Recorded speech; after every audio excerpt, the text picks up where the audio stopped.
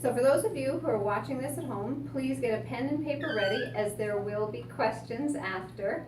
And yeah, here we are. So this is the online version of the orientation we give in our office, and we call it the Big Idea class. So I can convey to you the big idea of chiropractic, of healing of life, and what goes on in the four walls of our office. So everywhere I go, I just assume that people, my approach to meeting people is that they are under chiropractic care, or they have their spine and their family's spine and nervous system cared for by a chiropractor. People are surprised that I think that way, but I hope by the end of this you'll understand how essential it is. It doesn't matter what you take, what you do, or what you have. That is, it doesn't matter what you do in terms of other modalities. It doesn't matter what you have in terms of a labeled condition. And it doesn't matter what you take. Could be herbs, could be antibiotics, could be cancer treatment, could be X, Y, Z. You need a good nerve supply. That's vital. So the spine is your lifeline. We all have one, goes down our back. That's sort of the only reason that we're associated, chiropractors are associated with back doctors, is that the spine and nerve system run down your back. So the spine is your lifeline. The power and life must go from above down, inside and out, and that is a foundational premise of chiropractic, is above down, inside out. The life power has to get from here to all of the organs, the systems, the tissues, the glands in your body. So my goal today is to share with you what a connected life looks like, what a life that is thriving, not just surviving, is about, and how we can manifest that for our family and friends. So, 4 foundational premises that make it real easy. First is life heals. Life heals.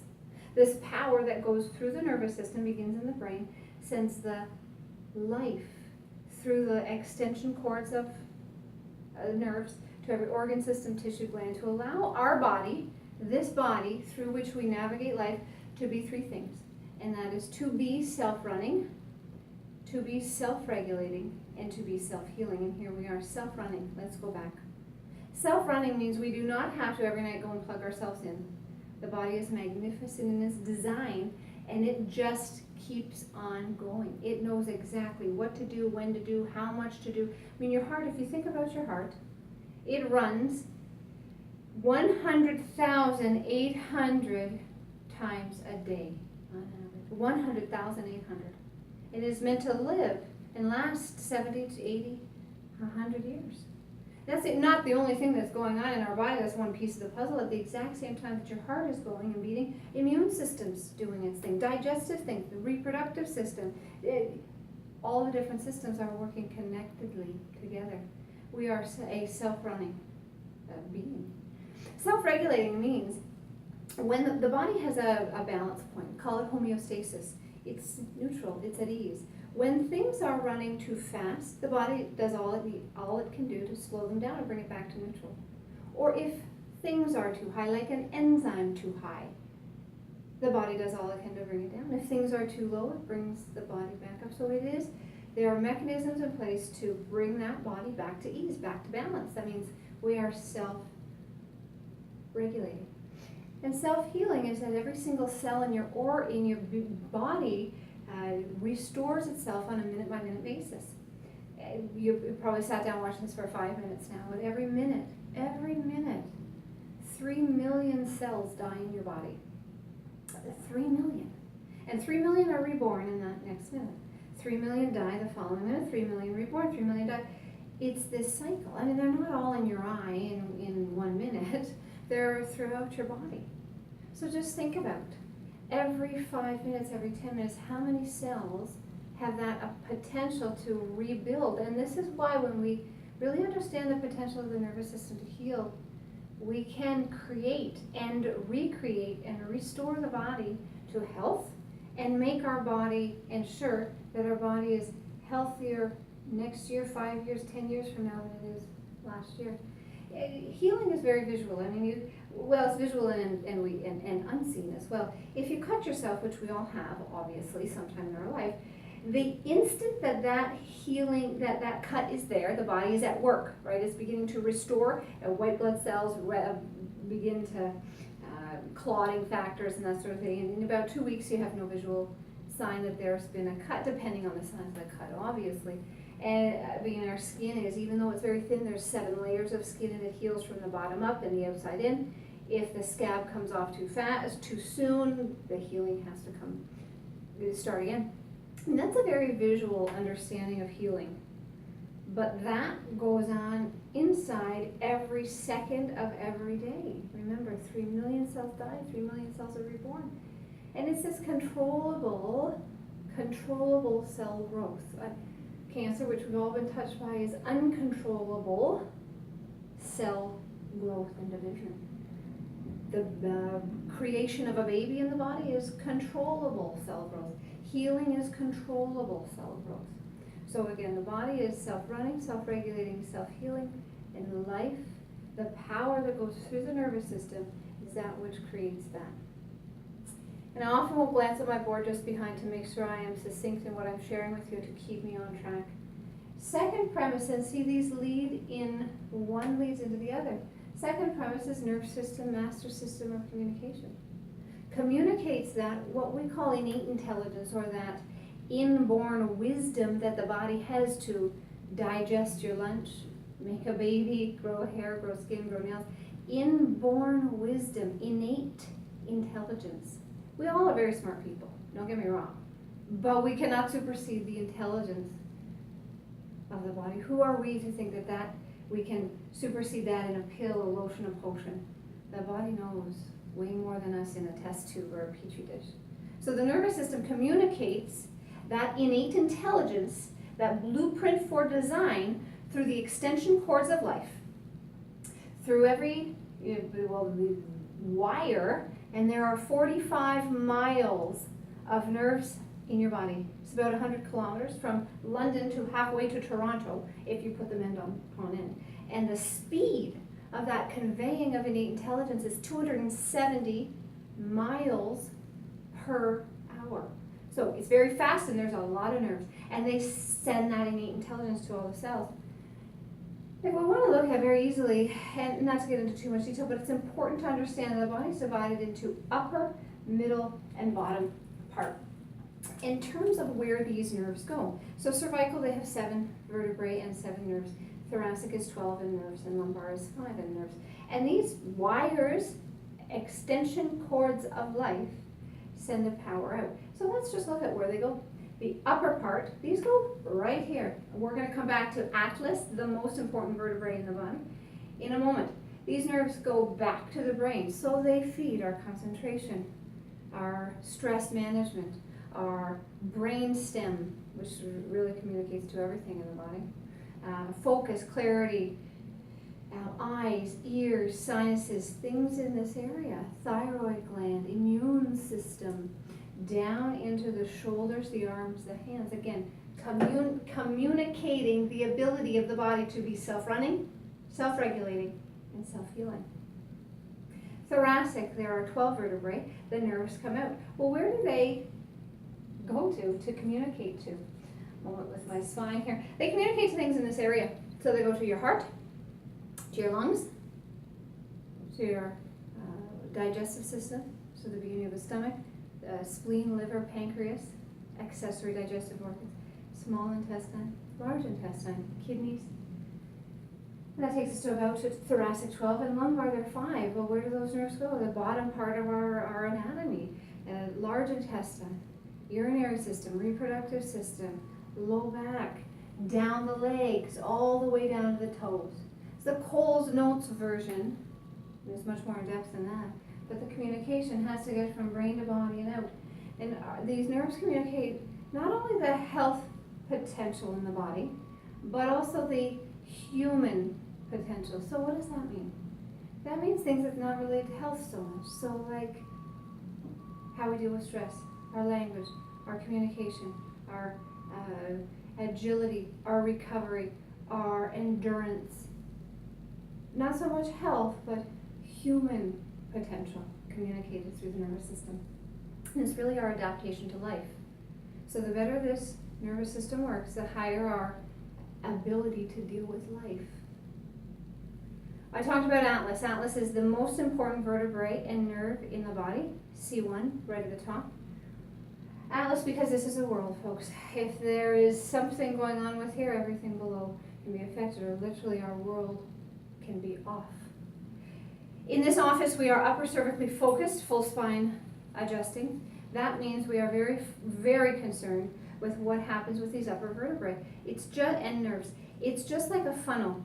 So think about 500 million nerves going through that first opening, second opening, third opening, and then all the nervous system, the nerves come out.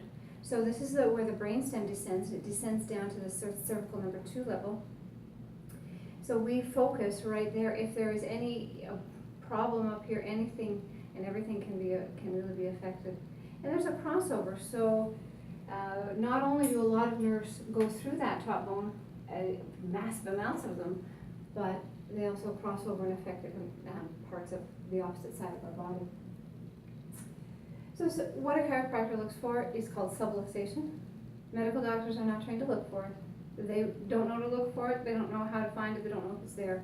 Chiropractors are the only professional to detect, correct subluxation. Subluxation is interference in the nervous system. When any of the hard bones can move slightly out of position, and we'll talk about what those causes are in a moment. Move slightly out of position, put stress on the exiting nerve. Well, think about, what does that exiting nerve communicate? Life. Communicates innate intelligence. Communicates the body to be self-running, self-regulating, self-healing. So when that bone is out of position, putting stress on the nervous system decreases our body's ability to restore itself. So our self-running is lower, our self-regulating is lower, and our self-healing is absolutely lower. Our potential in life is dimmed.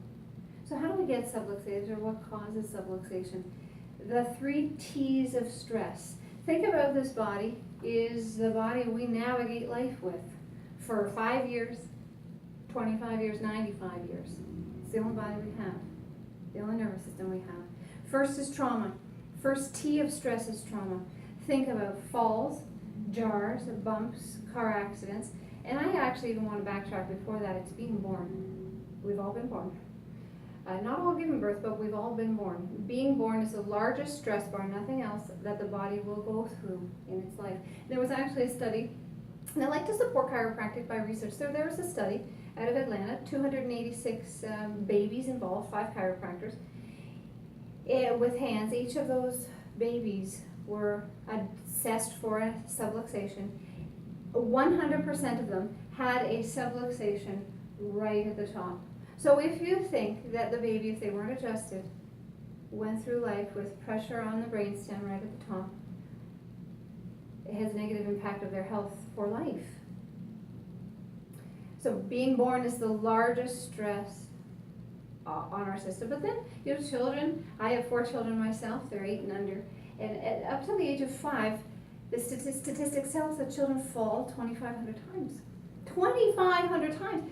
Think about, well, that's about a time and a half a day if you do the math. A lot of that is on their tush, right? When they're learning to walk, not only learning to crawl, you elevate them to, 20 inches or 2 feet, they're falling. We think it's funny if baby Johnny falls on his tush, 100 times a day. You do that from standing from 5, 6, 5, 7. That absolutely can be that first bone shifting out of position at that age. Then car accidents, if there is any, and I'm not saying a catastrophic car total. Anything more than a 5 kilometers, a car or bicycle is going 5 kilometers an hour, that's a car accident to a chiropractor. Jostling of the spine. We wear our backpacks, so kids take the balls off the head, they fall off their bike, kids fall. And we may take them to emergency, well, they're outwardly okay. Absolutely. But let's see what the nervous system feels from that impact. While we're talking about sitting in backpacks, a great time to talk about the curves of our spine. And we have 3 curves. This is us from the side. We have a nice C curve in the neck, another C curve here, another C curve that matches that upper cervical curve. ideal positioning. As an upper cervical chiropractor, my focus is the positioning. Yes, it's important that the arc of life, but it's actually the angle, and we measure with x-ray. We measure angulation, rotation, and superiority, or has that upper bone shifted. But nonetheless, we need to have the nice seat curve.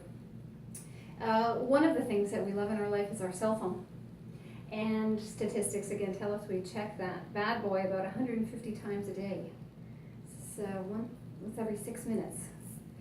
And we see a lot of children have these cell phones. And I want to talk about kids for a minute, because we don't think our kids are struggling with health concerns now. Let's just see 15 years from now or 10 years from now. I mean, I look out at our community and I see a sick community, especially our kids, and that's a focus of mine in the office. We see kids undernourished but overfed. We see kids on multiple medications. When you put children on medications, they are pharmaceutical clients for life. We see asthma, we see allergies, we see eczema, we see things that, I mean, I'm 41 this year, and I remember in kindergarten, one kid maybe had asthma. You ask my 5-year-old, what's this, mommy, or any 5-year-old? Oh, that's a puffer, mommy. Absolutely, they know that. So we also are having our children with this anterior head carriage or forward head posture because of the use of cell phones. So in our house, if I see that head down, that device is gone for a week. So we have our children lie on their side with the device at a safe distance away, watching that. It is that serious to me. I take the device and it's gone for a week, because I see in this office what is going on with the structure of the top. So if you saw what I did there very quickly, we took that curve out. I can, with confidence, I can say people with a straight neck will have health concerns sometime in their life. I just don't know when. I don't know what. It's not what we are seeing. If you caught what I did there, I took that forward head carriage. So Atlas is not sitting under or over, rather C7. We have this perching forward. And they did a study. See, I love studies. And they looked at 800 people. A lot of people. They looked at what the impact of forward head carriage has on the physiology, has on their body. Decreased heart rate, breathing, and circulation. Well, where's that? Right in that brain stem, upper cervical. That's where I choose to focus. So that's our posture. That's how that traumatic things we do during the day. I mean, like I said, I'm not saying only falls down the stairs and broken bones, this sort of thing. Just think about your postural stresses. Things we lift, carry, groceries, babies, children, all at the same time. Second cause of subluxation is toxins, my second T. So that's things in the food, in the air, in the water, habits we have or pills we take. Basically, the more 2 to 3 you are around you, the less well your body works.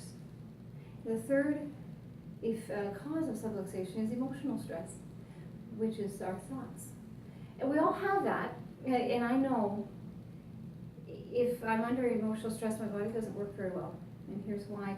You take your thoughts, your feelings, your emotions, your actions, your body feels that.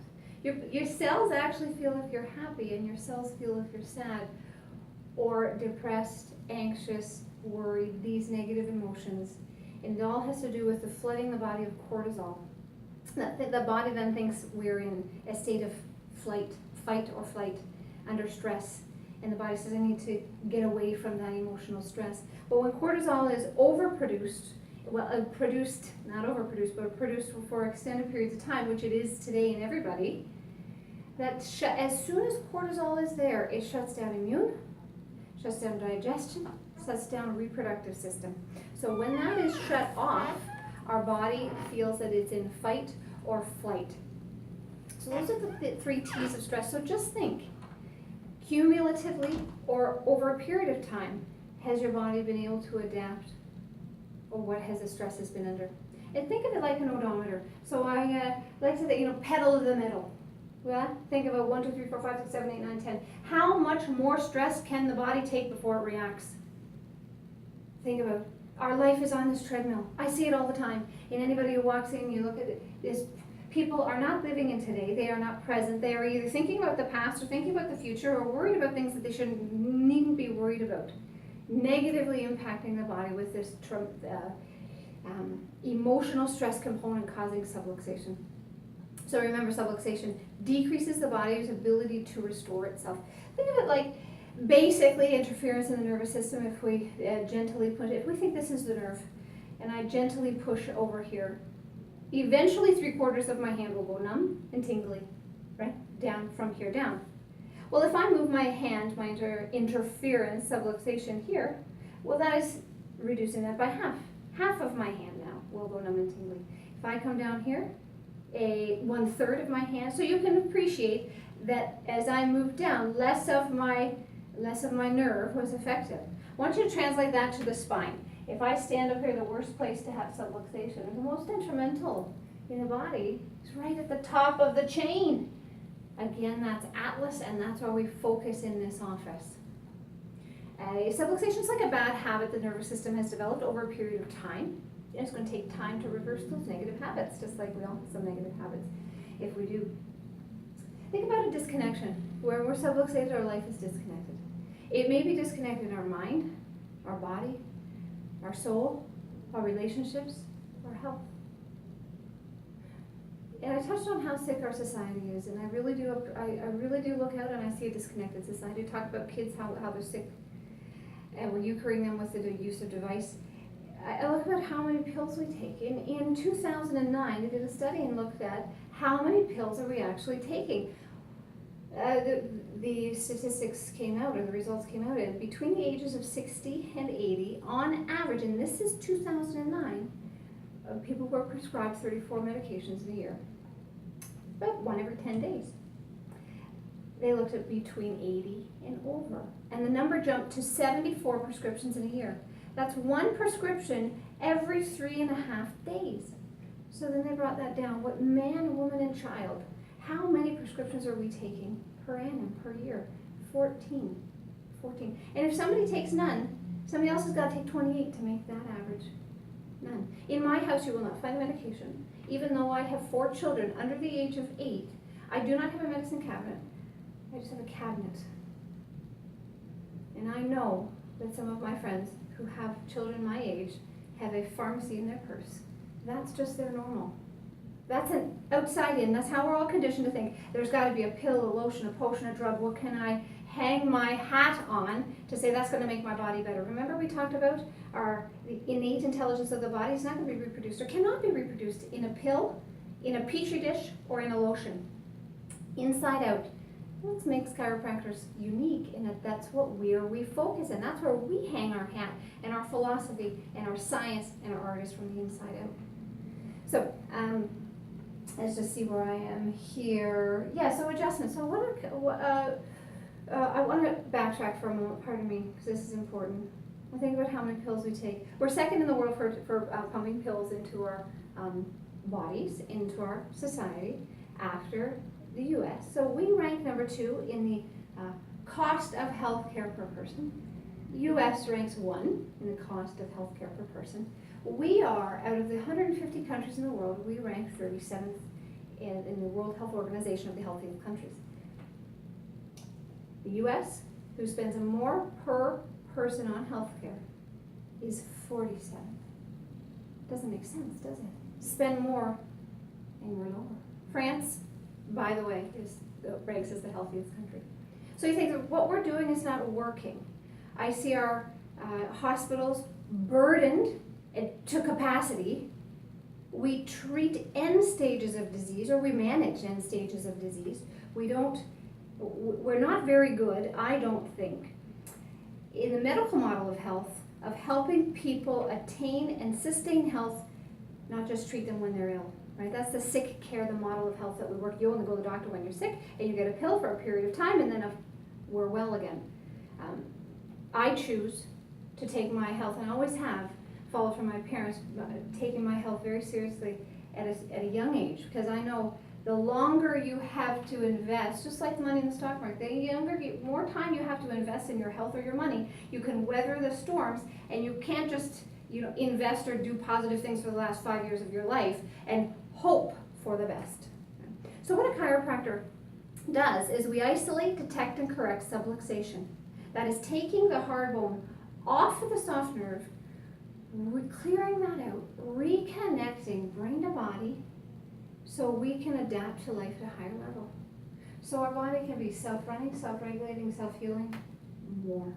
Express more life and express that innate intelligence greater to the cells. That's what a chiropractor does. Think about that odometer reading 1 to 10, pedal to the metal. What an adjustment does is just put the brakes on. Take the body from the stress physiology into the healing, the growth, and repair. How awesome is that? So an adjustment really reconnects us, and that could be make us a better parent, help us be a better coworker, help our language be better, help our stress management. The top 4 things that I find in 14 years of being a chiropractor, first is people say handle stress better. Second is digestive system, constipation gets better, heartburn. Third is immune system. You don't get sick as much, as often, severe, or need as many or any medication. And positive mental attitude. So that's pretty awesome. Our emotional state gets better under chiropractic care. Why do I go to the chiropractor? I've been adjusted for since I was 18. Going to the chiropractor is not like a new haircut. Nobody can see that you go until you start going. And then you notice people around you. You must go to a chiropractor. You must go to a chiropractor. But it's a very personal thing until you realize the benefits and you really want to share to the world. So I could tell you I had massive headaches and they went away under chiropractic care. I tell you infertility stories. Now I have 4 children under 8. But deeper than that, I want to show my children what a drug-free life is all about. Teach them to honor the body and make choices that support that. And the 4th is that I want to remain active. I am 41 this year. I'm not in my senior years yet, but hey, I want to be able to travel the world, enjoy my retirement, go to Florida, be active, get on the floor with my kids or my grandkids, and stay in my own house and remain my independence and not treat end stages of disease. That's why I choose to get adjusted. So in our office, we look at a care plan. And I opened with, it doesn't matter what you have, what you do, what you take, you need a good nerve supply. That's why I feel in this office that chiropractic is not a luxury. Not a luxury. It's essential for life. So we look at in terms of a care plan, we do a complete consultation, exam, nerve scan, and x-ray. I x-ray about 95% of the people come in my office. Children on occasion, and x-ray again, we do markings to see what that, not so much upper cervical curve is, but the positioning of occiput C1 and C2, that brain stem area, the funnel, to help me better serve you and give you the best and most concise and specific adjustment. We base care on a 6-month period of time at the beginning. I'm not saying people don't stay under care and see the benefit of years, but we break it down, and a realistic small chunk is 6 months at the beginning, and we break that 24 weeks into 12 weeks. So the first 12 is correction, and that's our goal in this office, to get you corrected if there is a problem, get you corrected and keep you connected to that power within. The last 12 weeks is the goal, is so you can express your full potential in life. So we see it, are you phase 1 degeneration, phase 2, phase 3, phase 4. Phase 1 is normal, we want to keep you there. Phase 2 is we've lost that cervical curve, and we talked about the dangers there. Phase 3 is that curve is going forward. We talked about that. Disc-based negligible bones are coming together with bony fragments at the bottom. And phase 4, I very rarely see phase 4 that is 75 plus years old, never taking care of their spine and nerve system, in real peril. So we base our care plan on that. It's very simple. Children are a little bit different, but this is what's based on x-ray. If we're phase 1 degeneration, the first frequency is once a week for the first 12 weeks and once a week for the second 12 weeks. Phase 2 is twice a week for 12 weeks, once a week for 12. Phase 3 is 3 times a week for 12 weeks. There's more correction to do there, build momentum, catch up, once a week for 12. Phase 4 is 3 times a week for 14 weeks, and then once a week for 10. So you can see the more correction, the more catch-ups are building momentum in the system. It's just like if you go to the orthodontist, they're not going to be able to correct your teeth in one visit if they've been in such peril for years. Nor would you want the orthodontist to do that, because any change that's made fast we're going to lose that fast. So that's really what how care is based in our office. I talk about barriers for care, and that's just because sometimes they come up. So the first would be a frequency. I'm too busy to come. When I hear I'm too busy to come to me, that just seems just not as high on their value system or your value system right now. I can tell you, and that's okay, it's just not a priority for you right now. I can tell you in our office it's 5 minutes to get adjustment, you're in, you're out, you're on your way. And I do have people who travel hours to come to me. They're in their car longer than they are here. The second barrier would be finances. And in our office, we're unique in that we have a family plan that makes everybody in the office, it makes it very easy for entire families to get care. So we don't leave little Johnny in the car, or Mom doesn't say, it's not me this week, it's you. You go. But sometimes on our tables there's a family of 4. And I say the family that gets adjusted together, gets healthy together. And the third is that the type of kind of chiropractic that I offer may not be for you, and that's more patchwork. And I don't love to deliver that kind of care, and I'm real honest. If that's your goal, I will absolutely see that you get the care that you need from a colleague down the street. But that's not the kind of care that I love to deliver. So we've talked about kids. Let's talk about kids. They have innate intelligence too. They're under the T's and T's, trauma, thoughts, and toxins. Absolutely. If we can stop or continue that restoration at a younger age, or that expression of innate intelligence earlier, fabulous. It's not that I'm never going to have them have back pain or cure their asthma or cure their XYZ. What I can do is take that pressure off the nervous system, allow the body to do the healing. I do not treat anything. The body knows in what priority to heal and maximize life expression. Do we see kids and do we see massive health changes? Absolutely. Do we see kids get off antidepressants? Did you know that 300,000 children under the age of 1 in the U.S. are on some sort of antidepressant? Psychotropic means it changes your brain, and they will be pharmaceutical clients for life. So I don't want that for my children. I don't want that for anybody who walks in this door. I want to see kids and families growing up clear, growing up connected, connected to that power within and honoring that. And knowing when they're sick, hey, I can bounce back from sickness faster because I get adjusted. So really, life is better with chiropractic. And that's one of my mottos. Life is better with chiropractic. I have 4 requirements for people in this office. Number 1 is you have a spine. Number 2 is you honor and appreciate the power that made the body. Is the power that heals the body and has infinite potential. Third is that you want to get well. And number 4 is you appreciate time. And that just means you appreciate that it's not going to be just an overnight. So, can you help me? Can you help me with my XYZ? I don't know if I can help you, but what I can do is take the pressure off of the nerve. I'll reconnect the body so the body can do what it knows how to do better. So life is better with chiropractic. Your spine is your lifeline, and I hope you and your family have somebody to care for your spine and nerve system starting today.